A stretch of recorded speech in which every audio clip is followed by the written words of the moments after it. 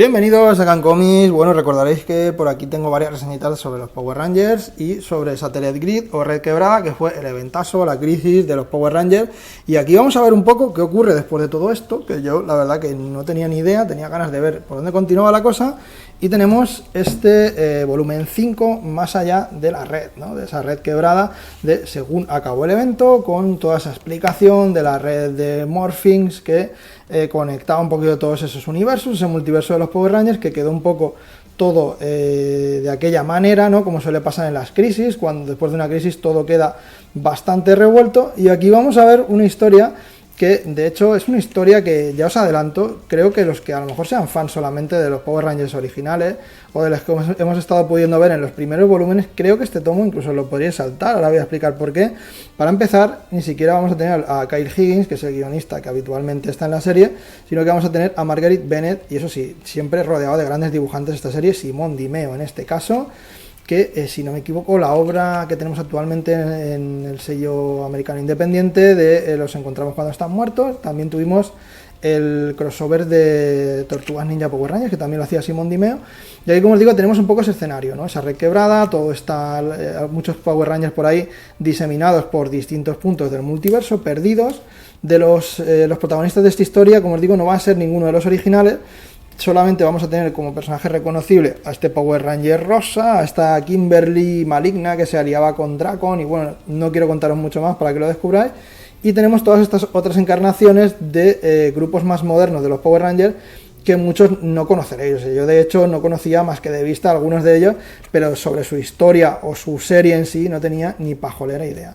Y bueno, aquí nos van a contar la historia de una especie de mundo desconectado de esa red y de ese grupo superviviente de Power Rangers que están vagando por el espacio sin rumbo en esta nave llamada Prometea. Vamos a ver un poco que al mismo tiempo que están perdidos, también están perdiendo sus poderes, un poco esa energía morphing, ¿no? Que los metamorfosea, va a estar cada vez agotándose más. Y lo que vamos a tener aquí va a ser una aventurilla independiente, totalmente dedicado a este grupo nuevo de Power Rangers, que entiendo que más adelante tendrán quizás su importancia. No creo que sirvan como relevo generacional a los otros, porque según he visto en imágenes y tal, creo que los Power Rangers clásicos todavía seguían saliendo. Sí que es cierto que tanto desarrollo, dedicarle un tomo bastante voluminoso a este grupo, entiendo que luego tendrán su importancia, pero como os digo, es una historia independiente de este grupito que tampoco se conocen entre ellos, van a tener que aprender a convivir, a confiar en ellos y van a tener que enfrentarse a una amenaza que hay dentro de este mundo extraño, que va a ser una suerte, creo que le llaman el Pretor o algo así, que es una suerte de conquistador espacial que va a ir un poco persiguiendo a esta chica, que al parecer es la única que puede convertirse en Power Ranger y tiene un artefacto de poder que este Pretor va a ansiar, ¿vale? Va a intentar conseguir. Y bueno, distintos tejes y manejes, veremos que, este es el Pretor este que os comento, los Power Rangers van a hacer frente común con esta chica y se van a enfrentar a este tipo. No os quiero adelantar más de la trama, pero vamos a tener una aventurilla cósmica bastante chula, donde también vamos a tener pequeñas historias de origen de muchos de estos personajes, no de todos ellos, sino solamente de algunos, que nos van a servir para conocerlos un poquito mejor. Y como os digo, va a ser una aventurilla cerrada, un poco con este argumento que os comento, que sí que es cierto que va a tener unas revelaciones muy interesantes, y me doy cuenta que los Power Rangers se están convirtiendo en una suerte de DC, por decirlo de alguna forma, en estas locuras de crisis, en estas reconversiones un poco de las realidades, un poco indagar en cómo se ha creado el universo, cómo se ha creado en este caso esa red morphing. Aquí vamos a tener unas, como os digo, interesantes averiguaciones sobre qué hay detrás de todo esto. Vamos a darle una dimensión mucho más grande a todo este tema, que creo que por ese lado sí que puede ser interesante a todos aquellos que sigáis la serie regular, y que seguramente todos estos temas se van a tocar mucho más adelante. Solo voy a deciros el nombre de los Power Masters, que van a ser unos personajes muy importantes, muy a nivel cósmico muy superior, que nos van a contar un poquito más sobre de dónde salen estos poderes que convierten a la gente en Power Ranger.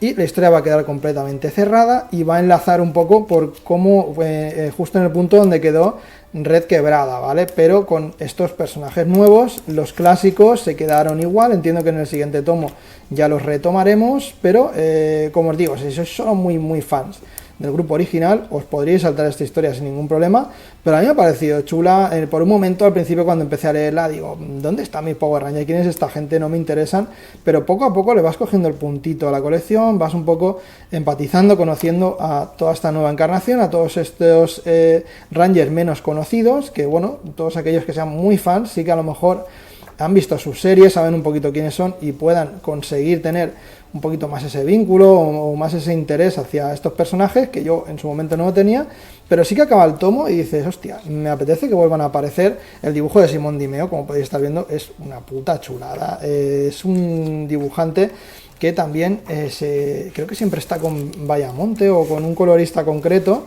que le da una cobertura bastante buena, sí, Walter Bayamonte, que le da un poquito también este tono, este tipo de color también eléctrico, muy cyberpunk, que queda muy bien con la obra, al estar ante una historia cósmica. La verdad que queda bastante guay esto, con todo el rollo de los cristales de los Power Rangers y tal.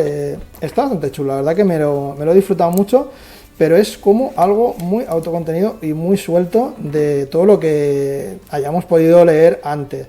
Si esperabais continuar la historia, ver un poco las consecuencias de lo que pasaba en Red Quebrada, os vamos a tener que esperar un tomito más, porque aquí todavía no vamos a saber nada. Esto sería como una suerte de pequeña mini crisis alternativa con otro grupo de personajes que sucede y parece que no tiene mucho interés, pero luego yo creo que esto sí que va a cobrar significado. Sí que lo que hicieron aquí este grupo de Rangers, que se tuvieron que ver forzados a conocerse, a hacer equipo común y enfrentarse a este villano misterioso que entraña secretos muy interesantes, al final va a tener mucha más importancia de lo que en un principio pensamos, pero hasta que no vea cómo sigue esto no os lo podré asegurar.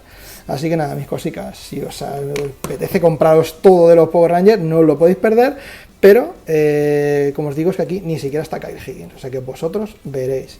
Y bueno, mis cositas, un buen like si os ha gustado, suscribiros si no estáis suscritos, si venís muy arriba, os sois miembros de la Horda Pantanel y no voy a proteger cómics con más renta, más directo, más bossy y más cositas. Hasta luego.